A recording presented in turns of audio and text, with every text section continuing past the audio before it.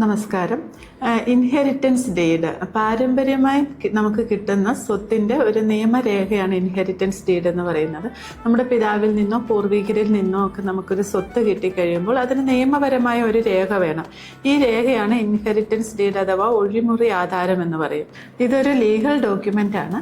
ഒരു വ്യക്തി മരിച്ചതിന് ശേഷം അയാളുടെ ലീഗൽ സക്സസറിന് ഈ ഒരു ആസ്തി കൈമാറുമ്പോൾ ഉപയോഗിക്കുന്ന അല്ലെങ്കിൽ കൈമാറുമ്പോൾ ചെയ്യേണ്ട രേഖയാണ് ഇൻഹെറിറ്റൻസ് ഡീഡ് എന്ന് പറയുന്നത്. സാധാരണയായി ഇതിന് പാരമ്പര്യ ഉടമസ്ഥാവകാശ രേഖ എന്നാണ് പറയുന്നത്. അച്ഛൻ മരിച്ചു കഴിയുമ്പോൾ അദ്ദേഹത്തിന്റെ ആസ്തി മകന് കിട്ടുന്നു.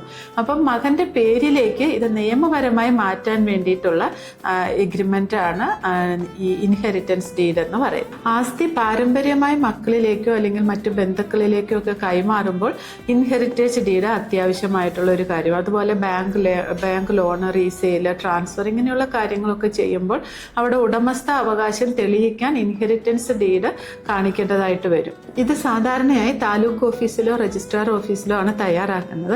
ഇത് തയ്യാറാക്കാനായിട്ട് വേണ്ട ഡോക്യുമെന്റ് എന്തൊക്കെയാണെന്ന് വെച്ചാൽ മരണം തെളിയിക്കുന്ന ഡെത്ത് സർട്ടിഫിക്കറ്റ്, മുൻ ഉടമയുടെ ടൈറ്റിൽ ഡീഡ് അല്ലെങ്കിൽ സെയിൽ ഡീഡ്, അതുപോലെ ടാക്സ് റെസിപ്റ്റ്, ഇതൊക്കെ ലൊക്കേഷൻ സ്കെച്ചൊക്കെ ആവശ്യപ്പെടുകയാണെങ്കിൽ, രജിസ്ട്രാർ ആവശ്യപ്പെടുകയാണെങ്കിൽ അത് കാണിക്കണം.